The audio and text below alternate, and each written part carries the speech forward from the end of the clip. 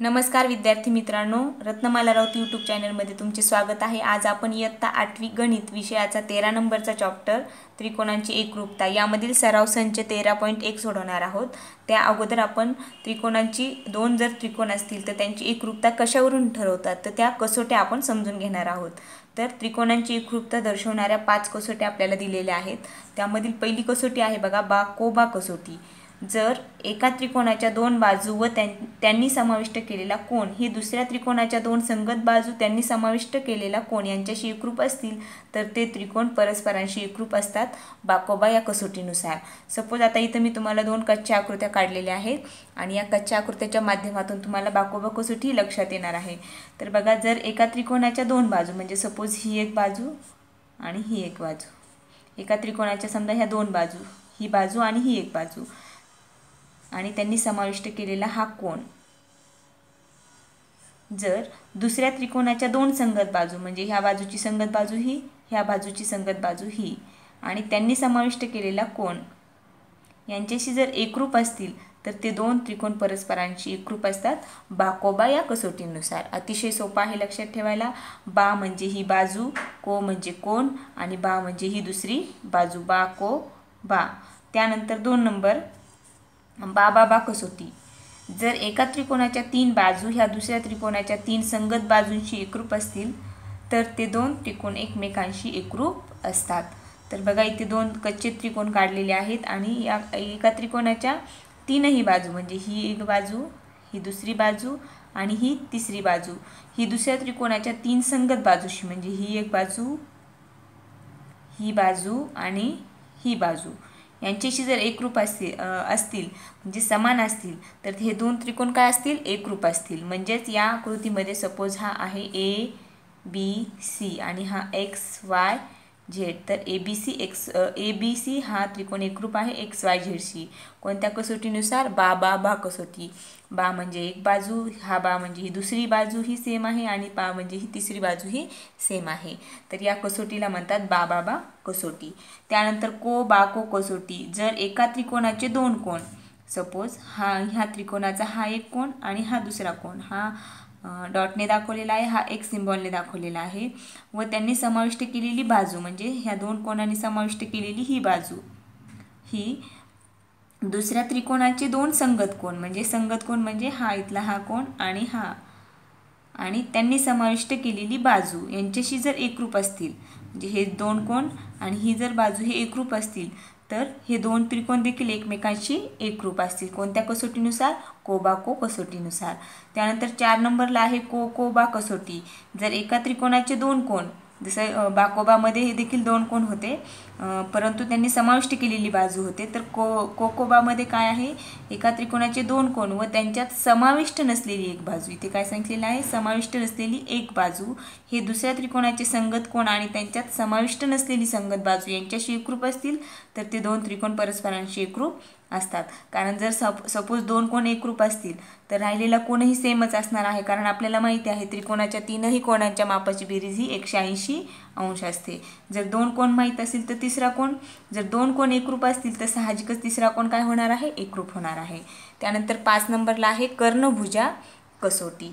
तर यामध्ये बघा, जर एका काटकोन त्रिकोणाचा कर्ण आणि एक बाजू हे दुसऱ्या काटकोन त्रिकोणाचा कर्ण आणि संगत बाजू यांच्याशी एकरूप असतील तर दोन त्रिकोण परस्परांशी एकरूप असतात। म्हणजे कर्णभुजा कसोटीमध्ये तुम्हाला सांगायचं झालं तर इथे कच्ची आकृती काढत आहे मी, इथे हा एक काटकोन आहे आणि हा एक काटकोन आहे। तर या काटकोनामध्ये हा कोन तर सेमच राहणार आहे, हा 90 अंशाचा आहे, हा देखील 90 अंशाचा आहे। हा कर्ण जर सारखा असेल दोन्हीही आकृत्यामध्ये आणि त्यांची एक बाजू सपोज ही बाजू सेम आहे तर हे दोन त्रिकोण हे एकरूप आहेत। कोणत्या कसोटीनुसार? कर्णभुजा कसोटीनुसार। अशा प्रकारे तुम्हाला सराव संच 13.1 हा या कसोट्यांवरच आधारित आहे। या कसोट्या यांच्या नावावरून लगेच लक्षात येतात, फक्त त्यामध्ये थोडेफार चेंजेस असतात। त्यांनी समाविष्ट केलेल्या बाजू किंवा समाविष्ट केलेला कोन हे लक्षात ठेवा, ह्या कसोट्या तुमच्या सहज लक्षात राहतील। तर आता आपण सराव संच 13.1 सोडवूया। सराव संच 13.1 हा अतिशय सोपा आहे आणि हा कसोट्यावर आधारित आहे। प्रश्न क्रमांक 1, पुढील आकृत्यातील त्रिकोणांच्या प्रत्येक जोडीत सारख्या खुणांनी दाखवलेले घटक एकरूप आहेत। प्रत्येक जोडीतील त्रिकोण कोणत्या कसोटीनुसार आणि शिरोबिंदूंच्या कोणत्या एकाच एक संगतीनुसार एकरूप होतात हे लिहा. तर बघा इथे आकृत्या दिलेल्या आहेत, तुम्हाला 5 आकृत्या दिलेल्या आहेत आणि त्या कोणत्या कसोटीनुसार त्यामधील त्रिकोण हे एकरूप आहेत हे सांगायचं आहे. त्यासाठी तुम्हाला आवश्यक इथं खुणा देखील दाखवलेल्या आहेत. त्यावरून तुमच्या सहज लक्षात येईल की ते त्रिकोण कोणत्या कसोटीनुसार एकरूप आहेत. बघा 1 नंबरला आहे हा, इथे तुम्हाला जी आकृती दिसत आहे यामध्ये हे 2 त्रिकोण आहेत, XWZ आणि YWZ. तर या 2 त्रिकोणामध्ये ही जी मधली भुजा आहे म्हणजे बाजू आहे WZ ही तर दोन्हीमध्ये सामायिकच आहे, म्हणजे ती सेमच आहे, म्हणजे ही एकरूप आहेच. त्यानंतर हा कोण इथं एकरूप दाखवलेला आहे, संगत कोण, हा देखील एकरूप आहे आणि ही बाजू देखील एकरूप दाखवलेल्या आहेत, संगत बाजू.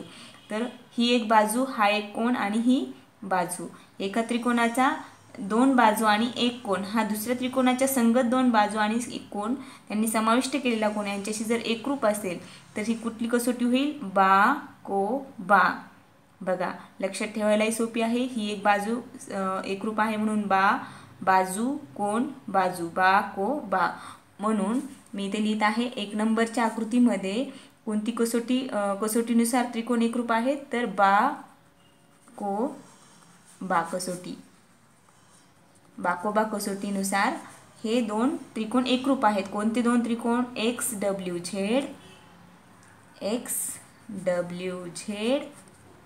आणि दुसरा त्रिकोण आहे YWZ. त्यानंतर 2 नंबरला बघा, 2 नंबरच्या आकृतीमध्ये आपण आकृती बघितल्यानंतर तुमच्या लक्षात येईल ही आकृती देखील हे 2 त्रिकोणामध्ये ही भुजा ही सामायिक आहे, सेम आहे आणि हा कोण 90 अंशाचा दाखवलेला आहे, इथे काटकोन दाखवलेला आहे आणि हा कर्ण देखील सेम आहे असं खुणांनी दाखवलेलं आहे, म्हणजे एकरूप आहेत. जर काटकोन त्रिकोणामध्ये कर्ण आणि एक बाजू ही जर दोन्ही त्रिकोणामध्ये सेम असेल तर ते 2 त्रिकोण कर्णभुजा कसोटीनुसार एकरूप होतात. म्हणजेच इथे बघा हा काटकोन आहे, हा कर्ण आणि एक बाजू ही एकरूप आहे, म्हणजेच हे 2 त्रिकोण कर्णभुजा कसोटीनुसार एकरूप आहेत. म्हणजेच 2 नंबरला कुठली कसोटी येईल, कर्णभुजा कसोटी, कर्णभुजा कसोटी. आणि काटकोन ह्या चिन्हावरून लगेच लक्षात येतं ते. तर त्रिकोण कुठला येईल, तर त्रिकोण येईल हा KJI आणि दुसरा त्रिकोण येईल LJI, कर्णभुजा कसोटीनुसार हे दोनही त्रिकोण एकरूप आहेत. त्यानंतर 3 नंबरच्या आकृतीमध्ये बघा एकदम सिंपल आहे, हे 2 त्रिकोण जे दाखवलेले आहेत यामध्ये ही बाजू एकरूप दाखवली आहे, त्रिकोणाची दुसरी बाजू दुसऱ्या संगत बाजूशी एकरूप दाखवलेली आहे आणि ही एक बाजू तर सामायिकच आहे म्हणजे सेम आहे, ती एकरूपच आहे. म्हणून बा बा बा म्हणजे तिन्ही बाजू सारख्या आहेत, म्हणून हा त्रिकोण बा कसोटीनुसार एकरूप आहेत. बा बा बा.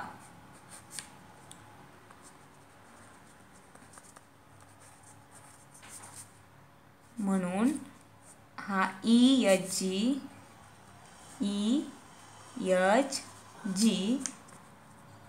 आणि आता नाव लिहित असताना तुम्ही EFG असं लिहायचं नाही, कारण आपण पहिली बाजू ही दाखवलेली आहे EHG, म्हणजे इथे देखील आपल्याला EFG घ्यावा लागेल, EFG. किंवा तुम्ही असा जरी लिहिला तरी चालेल GHE आणि GFE. तर हा 3 नंबरच्या जे त्रिकोण आहे ते बाबा कसोटीनुसार एकरूप आहे. त्यानंतर 4 नंबरला बघा, 4 नंबरलाही आपल्या सहज लक्षात येईल हा एक कोण आणि हा एक कोण एकरूप दाखवलेले आहेत. एका त्रिकोणाचे 2 कोण आणि त्यांनी समाविष्ट केलेली ही एक बाजू, तर दुसऱ्या त्रिकोणाचे 2 कोण आणि त्यांनी समाविष्ट केलेली बाजू यांच्याशी एकरूप असेल तर ते 2 त्रिकोण को बा को या कसोटीनुसार काय असतात, एकरूप असतात. म्हणजेच इथे कोण बाजू कोण या कसोटीनुसार हे 2 त्रिकोण काय आहेत, एकरूप आहेत. तर आपण इथे सिंपली लिहू शकतो की को बा को कसोटीनुसार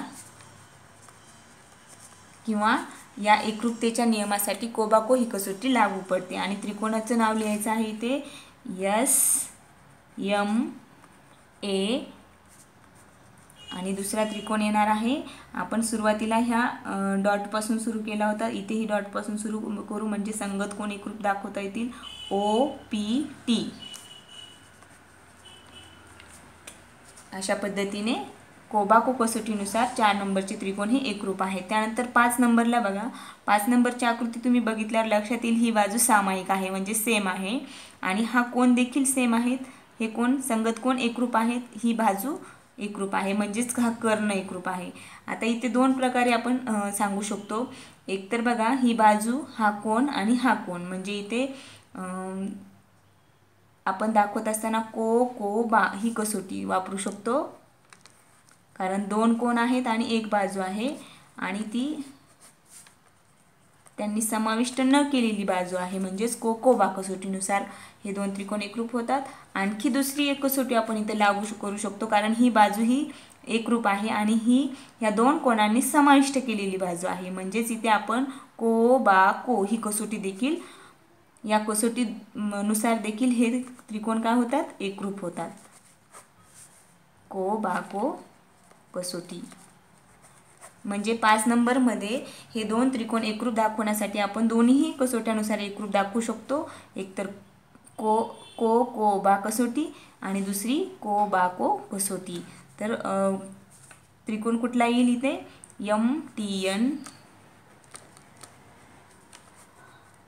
आणि STN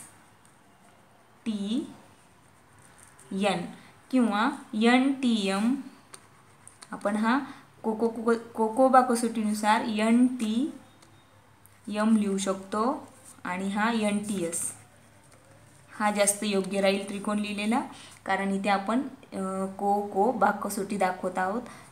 त्याचप्रमाणे आपण इथे TNS आणि TNM हा देखील दाखवू शकतो. TNM TNS. अशा प्रकारे सराव संच 13.1 हा कसोट्यांवर आधारित आहे आणि एकदा ह्या कसोट्या तुमच्या लक्षात आल्या तर तुम्ही सहज 2 त्रिकोण एकरूप आहेत की नाहीत हे सहज ओळखू शकता. त्यासाठी दिलेल्या कसोट्या तुम्ही लक्षात ठेवा. अशाच पद्धतीने तुमच्या इयत्ताचे सर्व सराव संच बघण्यासाठी रत्नमाला राऊत यूट्यूब चॅनलच्या प्लेलिस्ट पहा आणि एकाच ठिकाणी सर्व सराव संच पहा.